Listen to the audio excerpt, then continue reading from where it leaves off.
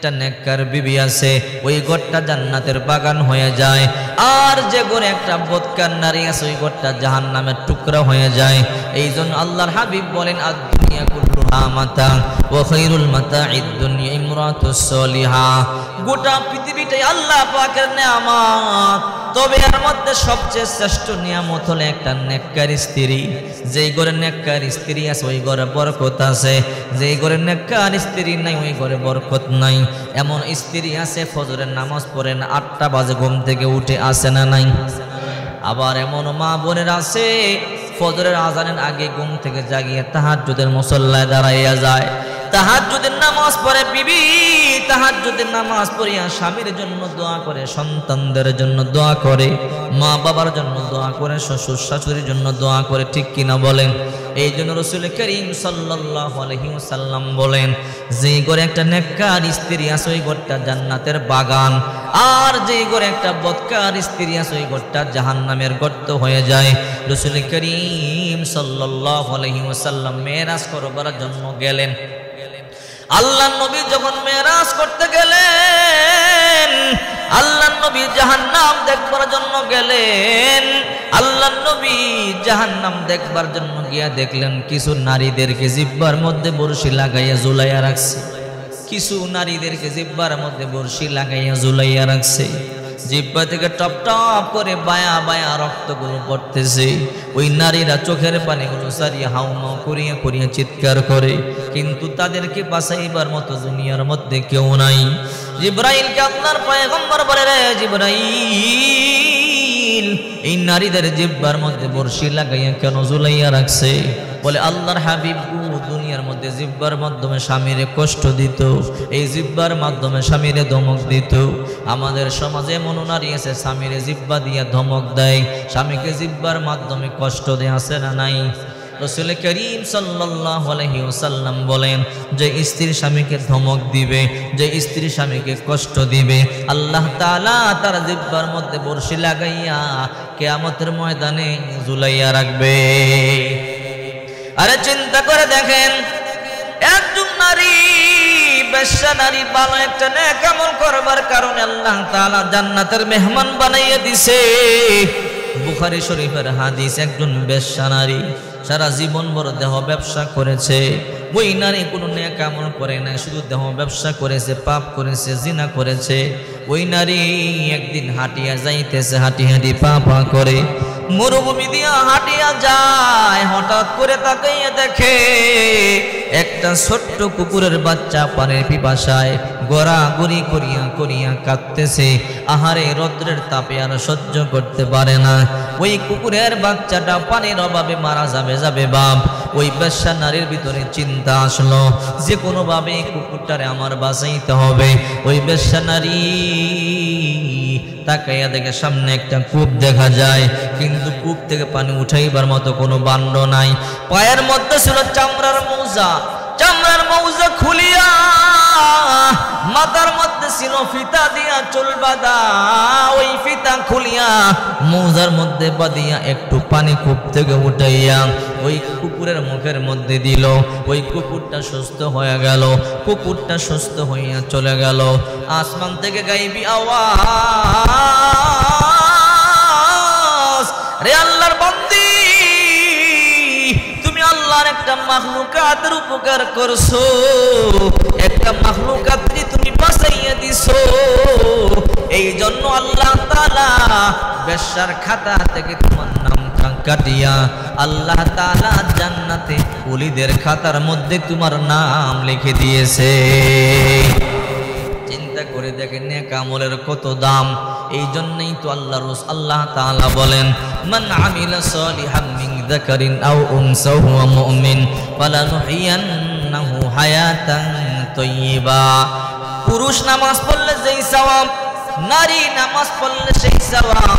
পুরুষ হজ করলে যেই সওয়াব, নারী হজ করলেও সেই সওয়াব। পুরুষ যাকাত দিলে যেই সওয়াব, নারী যাকাত দিলে সেই সওয়াব। অর্থাৎ পুরুষ রোজা রাখলে যেই সওয়াব, নারী রোজা রাখলে সেই সওয়াব। আমরা মনে করি পুরুষরাই হজ করবে, নারীদের হজ করবার দরকার নাই। আমরা মনে করি পুরুষই যাকাত দিবে, নারীদের যাকাত দেওয়া দরকার নাই। না না, যেই নারী যাকাত দেওয়ার উপযুক্ত হইল সম্পদ বলা, ওই নারীকে যাকাত দেওয়া লাগবে। যদি ওই নারী যাকাত না দেয় তাহলে আল্লাহর তৈরি জাহান্নামে যাওয়া লাগবে। আল্লাহ তাআলা বলেন ইয়াউমা ইউহমা আলাইহা ফি নারি জাহান্নামা ফাতুওয়া বিহা জিবাহুম ওয়া জুনুবুহুম ওয়া যুহুরুহুম হাযা মা কানাসতুম লিআনফুসিকুম ওয়া যুকু মা কুনতুম তাকনিজুন। আহারে যারা যাকাত দেয় না, এমন একদিন আসবে সেই দিন তাদের এই সোনা দানাগুলো আগুনে পোড়াই, আগুনে জ্বালাইয়া তাদের পিঠের মধ্যে পাঁজরে সিল মারা হবে। জাহান্নামের সাপ তাদের গলার মধ্যে পেঁচাইয়া দেওয়া হবে, ওই সাপ তাদেরকে কামড়াবে। আর এই সোনা দানা দিয়ে তাদের পিঠে আর পাঁজরের মধ্যে সিল মারা হবে। বলা হবে হাদা মা কানাসতুম লিআনফুসিকুম ফাযুকু মা কুনতুম তাকনিজুন।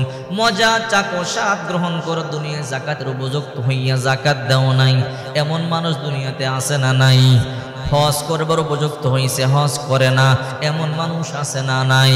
এই জন্য রাসূল করিম সাল্লাল্লাহু আলাইহি ওয়াসাল্লাম বলে সাবধান, যাকাত দেওয়ার উপযুক্ত হইলে যাকাত না দিলে, হজ করবার উপযুক্ত হইলে হজ না করলে তাদের গলার মধ্যে জাহান্নামী সাপ পেঁচাইয়া দেওয়া হবে। ওই সাপ তাদেরকে কামড়াইতে থাকবে, কামড়াইতে থাকবে। তাদের অবস্থা এমন হবে, পয়গম্বর বলেন এমন জোরে জোরে চিৎকার করবে। একটা চিৎকারের আওয়াজ যদি দুনিয়াবাসী শুনতো তাহলে এক আওয়াজে কানের পর্দা ফেটে গোটা দুনিয়াবাসী মারা যেত। এই জন্য নেক আমল করবেন, যাকাত দেওয়ার উপযুক্ত হইলে যাকাত দিবেন, হজ করবার উপযুক্ত হইলে হজ করবেন। আল্লাহ পাক তৌফিক দান করলে রোজা রাখবার উপযুক্ত হইলে রোজা রাখবেন। এমন মানুষ আছে দেখবেন রমজান মাসে রোজা রাখে না, আছে না নাই? নিজের ঘরে 5 বছরের বাচ্চাটা রোজা রাখে, নিজের ঘরে 7 বছরের মেয়েটা রোজা রাখে, কিন্তু নিমুখ হারাম রোজা রাখে না। ওই যে দেখেন না দোকানের মধ্যে গিয়ে পর্দা দিয়ে মন মতো পেট ভরিয়া খায়, আছে না নাই? আল্লাহর দরবারে কি জবাব দিবি? জবাব দেওয়ার মতো কোনো ভাষা নাই। এই জন্য দেখেন নেককার হতে হবে। যেই সমস্ত নারী আর পুরুষ নেককার হবে তাদের সন্তানও নেককার হবে, আর আব্বা আম্মা বদকার হইলে সন্তানও বদকার হবে। দেখেন আব্দুল কাদের জিলানী রহমাতুল্লাহ আলাইহির মা বাবা নেককার, এই জন্য সন্তান নেককার হইছে। কেমন সৎ বাবা মা! আব্দুল কাদের জিলানী রহমাতুল্লাহ আলাইহির বাবার নাম আবু সালে মুসা জঙ্গি। আবু সালে জঙ্গি মুসা এমন বড় নেককার, একবার খাবার নাই 3 দিন ধরে অনাহার, সমুদ্রের তীরে দিয়ে হাঁটতেছে, ক্ষুধার যন্ত্রণা সহ্য হয় না। দেখবেন মানুষের যখন ক্ষুধা লাগে তখন কিন্তু মাথা খারাপ হয়ে যায়, ক্ষুধা লাগলে কিন্তু মানুষ সহ্য করতে পারে না, ঠিক কিনা জোরে বলেন? আব্দুল কাদের জিলানীর বাবা আবু সালে জঙ্গি মুসা সমুদ্রের কিনারা দিয়ে হাঁটতেছে, ক্ষুধার যন্ত্রণা সহ্য হয় না। হঠাৎ করে তাকাইয়া দেখে একটা ফল বাসিয়া বাসিয়া আসতেছে। এই ফলটা হাতের মধ্যে নিলেন, মনে মনে ভাবে 3 দিন ধরে আমি ক্ষুধার্ত, এই ফলটা আমি খাই, এই ফলটা খাইলে আমার কলিজা ঠান্ডা হবে। আব্দুল কাদের জিলানী রহমাতুল্লাহি আলাইহির বাবা আবু সালে মুসা জঙ্গি এই ফলটা খাইলেন। খাওয়ার পরে পেটটা ঠান্ডা হইল, মাথাও ঠান্ডা হইল। এইবার মনে মনে চিন্তা করে, আহারে আমি কার গাছের ফল খাইলাম? তীব্র ক্ষুধার যন্ত্রণায় যে আমি ফলটা পানি থেকে কুড়াইয়া খাইলাম, এটা তো কোন মালিকের গাছ থেকে পড়িয়া বাসিয়ে আসলো, আমি না বলিয়ে ফলটা খাইলাম, আল্লাহর দরবারে কি জবাব দেব? চিন্তা করে দেখেন একটা ফল পানি থেকে পাইয়া খাইলো, অথচ এই জন্য ভিতরে কি চিন্তা, আল্লাহর দরবারে কি জবাব দেব? আহারে হাজার হাজার টাকা মানুষের মারিয়া খাইতেছে, লক্ষ লক্ষ টাকা মারিয়া খাইতেছে, ঠিক কিনা জোরে বলেন? একটা টাকা যদি আপনি মানুষের মারিয়া খান, কিয়ামতের ময়দানে ওই টাকার বিনিময়ে নেক দেওয়া লাগবে, ওই টাকার বিনিময়ে আল্লাহর তৈরি জাহান্নামে চলতে হবে। একটা টাকা যদি আপনি মানুষের মারিয়া খান। আব্দুল কাদের জিলানী রহমাতুল্লাহ আলাইহির বাবা মনে মনে চিন্তা করে, কিরে কার গাছের ফল আমি খাইলাম? আমি তো আল্লাহ দরবারে ধরা পড়ে যাব, কি জবাব দিব? নিশ্চয় উজান দিক থেকে বাতাসের তালে একটা আসছে, আমি উজান দিকে যাই, উজান দিকে গেলে মনে হয় এই গাছটা আমি পাইতে পারি। চিন্তা করে দেখেন, বুঝাইবার জন্য বলতেছি। আবু সালে মুসা জঙ্গি হাঁটি হাঁটি পা পা করে নদীর পাড় দিয়ে হাঁটতেছে। হাঁটতে হাঁটতে হাঁটতে হাঁটতে যখন বহু দূরে গেলেন, বহু দূরে গিয়া দেখে গাছ, একটা নদীর কিনারার মধ্যে একটা গাছ দেখা যায়। আব্দুল কাদের জিলানীর বাবা মনে মনে চিন্তা করলেন, মনে হয় এই গাছটারই ফল, এই গাছের মধ্যে এই ফল দেখা যায়। নিশ্চয় এই গাছটা পানির কিনারায়, মনে হয় বাতাসের বাড়ি লাগিয়া একটা ফল পরিয়ে পানির মধ্যে পরিয়ে বাসতে বাসতে গেছে। যেহেতু এইরকম ফলই আমি খাইলাম, এইবার এই বাড়ির মালিকের কাছে গিয়া বলে, বাড়ির মালিক এই ফল গাছটা কার? বল এই ফল গাছটা আমার। বলে ও আল্লাহর বান্দা, 3 দিনের ক্ষুধা নিয়ে সমুদ্রের তীরে দিয়ে আমি চলতেছিলাম, হঠাৎ করে এমন একটা ফল বাসিয়া বাসিয়া যাইতেছিল, ক্ষুধার যন্ত্রণায় ফলটা আমি খাইয়া ফালাইলাম। এরপরে আমি চিন্তা করতেছি, আমি যে ফল খাইলাম মালিকের অনুমতি ছাড়া আল্লাহর দরবারে কি জবাব দেব? হে ভাই, আমি আপনার কাছে আসলাম ক্ষমা চাওয়ার জন্য। আপনার গাছের ফল আমি খাইলাম, আমারে আপনি ক্ষমা করে দেন। এইবার বাগানের মালিক বলে, মনে মনে চিন্তা করে, আরে লোকটা দেখতে বড় সুন্দর, যুবক মানুষ, মনে হয় বড় একটা নেককার হবে, পরহেজগার হবে, কেমন আল্লাহর বলি। পানি থেকে কুড়াই একটা ফল খাইলো, ওই ফলটা খাওয়ার জন্য আমার কাছে হিসাব মাপ চায়। না না, এই ছেলেটাকে এমনি সারা যাবে না। ওই বাগানের মালিক চিন্তা করে তাকে আমি যাইতে দিব না। এইবার বাগানের মালিক বলে, রে ভাই, তুমি আমার গাছের ফল খাইছো? বলে হ্যাঁ। বলে মাপ চাইতে আসো? বলে হ্যাঁ, মাপ চাইতে আসছি। না, এমনি তোমার মাপ করা যাবে না। কি করলে মাপ করবেন? বলে একটা শর্ত। বলে কি শর্ত? বলে আমার গাছের ফল খাইছো, যদি আমার কাছে মাপ চাইতে যাও, দীর্ঘ 12 বছর পর্যন্ত আমার বাড়ির গোলামি করতে হবে। যদি 12 বছর আমার বাড়ি গোলামি করো, আমি তোমারে মাফ করিয়া দিব। এইবার আবু সালেহ জঙ্গি মুসা মনে মনে চিন্তা করে, কি করব? 12 বছর গোলামি করি, তারপর আল্লাহর কাঠগড়ায় আমি দাঁড়াইতে পারবো না, জাহান্নামের আগুন সহ্য করতে পারবো না। এবার আবু সালেহ মুসা জঙ্গি বলে, ঠিক আছে, আমি আপনার বাড়িতে 12 বছর গোলামি করব। ঠিক আছে, চলো 12 বছর গোলামি করো। চিন্তা করেন, একটা ফল খাইছে পানি থেকে কুড়াইয়া, এই জন্য 12 বছর পর্যন্ত গোলামি করে। আহারে তরকারি কিনিয়া টাকা মারিয়া দেয়, আছে না নাই? সদাই কিনিয়া টাকা মারিয়া দেয়, আছে না নাই? আল্লাহ দরবারে কেমনে মুখ দেখাইবারে মুমিন? আল্লাহ দরবারে মুখ দেখাইবার বাসা নাই। গরিব একটা ব্যাংক চালক থেকে শাক কিনিয়া টাকা দেয় না, মারিয়া দেয়, এমন আছে না নাই? সাবধান, নামাজ রোজা সব বিফলে যাবে, ইবাদত বন্দেগী সব বিফলে যাবে। রাসূল করিম সাল্লাল্লাহু আলাইহি ওয়াসাল্লাম বলেন, কোন গরিবকে দিয়ে তুমি কাজ করাইছো, কাজ করাইবার পরে তার গায়ের গাম শুকাইবার আগে তার পাওনা টাকা তুমি দিয়া দাও। সাবধান, তারে তুমি দমক দিবা না, এই কথা বলবা না, পরে আইসা টাকা নিস। রাসূল করিম সাল্লাল্লাহু আলাইহি ওয়াসাল্লাম ইন্তেকালের সময় যখন আল্লাহর পয়গম্বর ইন্তেকাল হয়ে যাবে, তখন আল্লাহর নবী দুইটা কথা বারবার বলতেন, আসসালাত আসসালাত ওয়া মা মালাকাত আইমানুকুম, নামাজ নামাজ, তোমরা নামাজের পাবন্দি করো, নামাজ আদায় করো, আর তোমাদের অধীনস্থ যারা আছে ভালো ব্যবহার করো, গাড়ির ড্রাইভারের সাথে ভালো ব্যবহার করো, বাড়ির দারোয়ানের সাথে ভালো ব্যবহার করো। আহারে, তোমার গাড়ির ড্রাইভার, তোমার কাজের বুয়ার সাথে ভালো ব্যবহার করো, এদেরকে কষ্ট দিবা না। এদেরকে যদি কষ্ট দাও, আল্লাহর আরশ কেঁপে ওঠে। এই জন্য সাবধান, এদেরকে কষ্ট দেওয়া যাবে না। আব্দুল কাদের জিলানীর বাবা রাজি হয়ে গেল, 12 বছর গোলামি করিও যদি আমি মাপ পাইতে পারি, তারপর আল্লাহর জাহান্নাম থেকে আমি মুক্তি পাইতে পারি। ঠিক আছে, আমি আপনার বাড়িতে 12 বছর গোলামি করব। একটা না 1 বছর নয়, 2 বছর নয়, 12 বছর পর্যন্ত গোলামি করলেন। 12 বছর গোলামি করবার পরে এইবার বলে, মালিক আমারে আপনি বিদায় দিয়া দেন, আমি আপনার কথা রাখলাম, আমি 12 বছর গোলামি করলাম। 12 বছর গোলামি করাবার পরে এইবার ওই লোকটা বলে, রে আবু সালেহ মুসা জঙ্গি, 12 বছর গোলামি করেছো, হ্যাঁ কিছুটা তোমাকে মাফ করতে পারি, কিন্তু এখনো তোমাকে পরিপূর্ণ মাফ করব না। বলে আশ্চর্য হয়ে গেল, কি বলেন? আপনিই তো বললেন 12 বছর গোলামি করলে আমারে মাফ করবেন, আর এখন বলতেছেন না আমারে মাফ করবেন না, কারণটা কি আমারে বলেন? বলে আমার আরেকটা শর্ত আছে, ওই শর্ত পূরণ করলে আমি তোমারে মাফ করব। বলে কি শর্ত? আমার একটা কন্যা আছে, আমার কন্যারে বিয়ে করতে হবে। বলে তাই নাকি? বলে হ্যাঁ। বলে আমার কন্যার বিবরণ শোনো। আমার কন্যা চোখ আছে কিন্তু দেখতে পায় না, আমার কন্যার মুখ আছে কিন্তু কথা বলতে পারে না, আমার কন্যার পা আছে কিন্তু হাঁটতে পারে না, আমার কন্যার হাত আছে কিন্তু হাত দিয়ে ধরতে পারে না। আচ্ছা বলেন তো, এমন কন্যারে কেউ জানিয়ে শুনিয়ে বিয়ে করবেনি? চোখ আছে চোখ দিয়ে দেখতে পায় না, হাত আছে হাত দিয়ে ধরতে পারে না, চোখ আছে চোখ দিয়ে দেখতে পারে না, মুখ আছে কিন্তু মুখ দিয়ে কথা বলতে পারে না, পা আছে পা দিয়ে চলতে পারে না। এই কথা শুনবার পরে আব্দুল কাদের জিলানীর বাবা অবাক হয়ে গেল।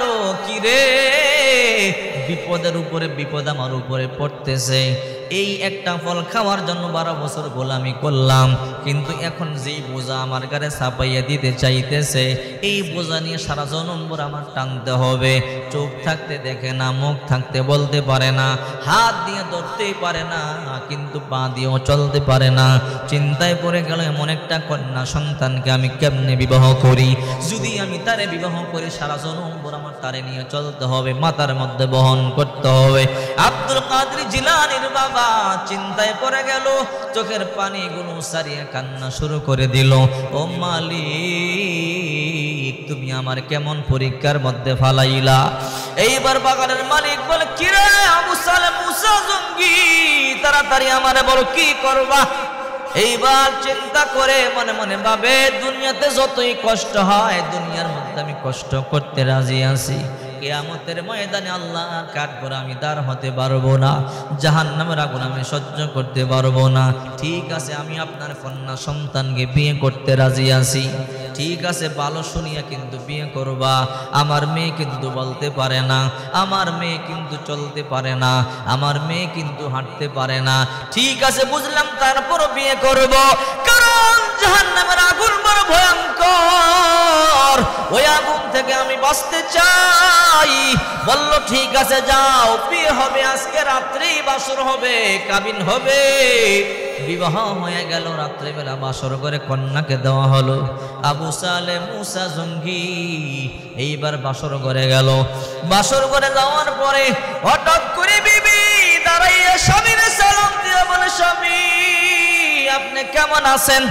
স্বামী অবাক হয়ে গেল, কিরে আমার শ্বশুর বলল আমার বিবি দেখতে পারে না, আমার বিবি আমার দিকে তাকাইয়া রইল, বলল জিহ্বা দিয়ে কথা বলতে পারে না, আমার সাথে সালাম দিয়ে কথা বলা শুরু করে দিল, আবার বলল হাঁটতে পারে না, আবার হাইটে আমার সামনে আসলো, আবার বলল হাত দিয়ে ধরতে পারে না, আবার আমার দুই হাতের মধ্যে ধরলো।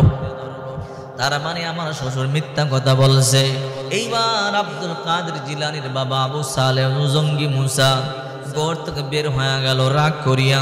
শ্বশুরকে গিয়া বলল, শ্বশুর আব্বা জান, মিথ্যা বলবার কি দরকার ছিল? কেন আপনি মিথ্যা কথা বললেন? আপনার কমিটমেন্ট কোনো ঠিক নাই, আপনার ওয়াদা ঠিক নেই, মিথ্যা বলছেন। কি মিথ্যা বললাম? ও আব্বা জান, আপনি বললেন আপনার মেয়ে চোখ থাকতে অন্ধ দেখতে পারে না, আপনার মেয়ে মুখ থাকতে বোবা কথা বলতে পারে না, আপনার মেয়ে হাত থাকতে লুলা ধরতে পারে না, পা থাকতে তো আপনার মেয়ে পা দিয়ে চলতে পারে না, কিন্তু আপনার মেয়ে কথাও বলতে পারে, আপনার মেয়ে চলতেও পারে, আপনার মেয়ে দেখতেও পারে, হাত দিয়ে ধরতেও পারে। এই মিথ্যা কথা বলবার জন্য কি ছিল? কেন মিথ্যা কথা বললেন? এইবার আব্দুল কাদের জিলানীর বাবার শ্বশুর এবার মেয়ের বাবা ডাক দিয়ে বলে, রে আবু সালে জঙ্গি মুসা, শোনো, আমি তোমাকে এই কথাগুলো কেন বললাম? আমি বললাম আমার মেয়ে পা থাকতে চলতে পারে না। হ্যাঁ, আমার মেয়ে এমন একটা মেয়ে, এই পা দিয়ে জীবনে 4 দেয়ালের ঘর থেকে বাহির হয় নাই, আমার মেয়ে ঘর থেকে বাহিরে যায় নাই। এই জন্য বলেছি আমার মেয়ে পা থাকতে চলতে পারে না। আমি বলেছি আমার মেয়ে মুখ থাকতে বোবা। কেন বলছি শোনো, আমার মেয়ের কণ্ঠের আওয়াজ তুমি সারা জীবনে কোনো ভিন পুরুষে শুনে নাই, আর আমার মেয়ে কারোর সাথে কোনোদিন কথাবার্তা বলে নাই। এই জন্য আমি বললাম আমার মেয়ে মুখ থাকতে বোবা। আমি বললাম আমার মেয়ে দেখতে পারে না, চোখ থাকতে অন্ধ। কেন বললাম শোনো, আমার মেয়ে জীবনে কোনোদিন কোনো পরপুরুষকে দেখে নাই, আমার মেয়ে আমার ঘর থেকে বাহিরে যায় নাই। কেন বললাম আমার মেয়ে হাত থাকতে ধরতে পারে না। আবু সালে জঙ্গি মুসা, আমার মেয়ে জীবনে কোনো খারাপ জিনিস হাত দিয়ে ধরে নাই। আমার মেয়ে পবিত্র নারী। এই জন্য আমি আজকে তোমার এই কথাগুলো বললাম। তুমি মন খারাপ করবা না, কান্না করবা না, যাও বাসর ঘরে যাও। আব্দুল কাদের জিলানী রহমাতুল্লাহ আলাইহির বাবা আবু সালে জঙ্গি মুসা সাজদার মধ্যে পড়ে বলে, ও রব্বুল আলামিন, আমি তোমার শুকরিয়া কেমনে আদায় করব? আমি জীবনে কল্পনাও করতে পারি নাই এমন একটা সুন্দর নারী, এমন একটা পবিত্র নারীকে তুমি আমার বধূ বানাইবা। আল্লাহর শুকরিয়া আদায় করলো। স্বামী আর স্ত্রী দুইজন নেককার, এই দুইজনের ঘরে আল্লাহ তাআলা পৃথিবী বিখ্যাত বড় পীর আব্দুল কাদেরকে আল্লাহ তাআলা এদের পেটে জন্ম দিয়েছে। আল্লাহু আকবার বলেন। এই জন্য বলি, হে মা বোনের কান খাড়া করে শোনেন, রাসূল করিম সাল্লাল্লাহু আলাইহি ওয়াসাল্লাম বলেন, নিসাউন কাসিয়াতুন আরিয়াহ মুমিলাতুন মাইলাতুন রুসুহুন্না কাসনিমাতিল বুখতিল মাইলা লা ইয়াদখুলনাল জান্নাতা ওয়া লা ইয়াজিদনা রিহাহা।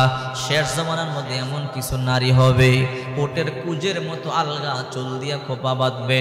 মহিলার আলগা চুল দিয়ে খোপা বাঁধে কি বাঁধে না? হাদিসে স্পষ্ট নিষেধ আছে, আলগা চুল দিয়ে খোপা বাঁধা হারাম। মনে থাকবে তো? আপনার বিবিকে বলবেন আলগা চুল দিয়ে খোপা বাঁধবা না, চুল ছোট হইলে ছোট চুল দিয়েই খোপা বাঁধো। আল্লাহর হাবিব বলেন, শেষ জমানার মধ্যে এমন কিছু নারী হবে আলগা চুল দিয়ে ওটের কুজের মতো খোপা বাঁধবে। এইরকম আছে না নাই? মডার্ন করে হেলে দুলে চলবে। নিসাউন কাসিয়াতুন আরিয়া, বস্ত্র পরিহিতা কিন্তু উলঙ্গ মনে হবে, এমন কাপড় পরবে উলঙ্গ মনে হবে, এদের দিকে তাকাইতেই লজ্জা লাগবে। এমন আছে না নাই? রাসূল করিম সাল্লাল্লাহু আলাইহি ওয়াসাল্লাম বলেন, লা ইয়াদখুলনাল জান্নাতা ওয়া লা ইয়াজিদনা রিহাহা। ওই সমস্ত নারীরা জান্নাতে যাবেই না, জান্নাতের সুঘ্রাণ পর্যন্ত পাবে না। অথচ 500 বছর রাস্তা দূর থেকে জান্নাতের সুঘ্রাণ পাওয়া যায়। ওই নারীরা তো জান্নাতে যাবেই না, জান্নাতের সুঘ্রাণও পাবে না। এই জন্য বলি, হে মা বোনেরা, পড়তেই থাকো, স্বামীর খেদমত করো, সতীত্বের হেফাজত করো, 5 ওয়াক্ত নামাজ পড়ো, রমজান মাসে রোজাগুলো রাখো গো মা। যেই দরজা দিয়া খুশি ওই দরজা দিয়ে জান্নাতের মধ্যে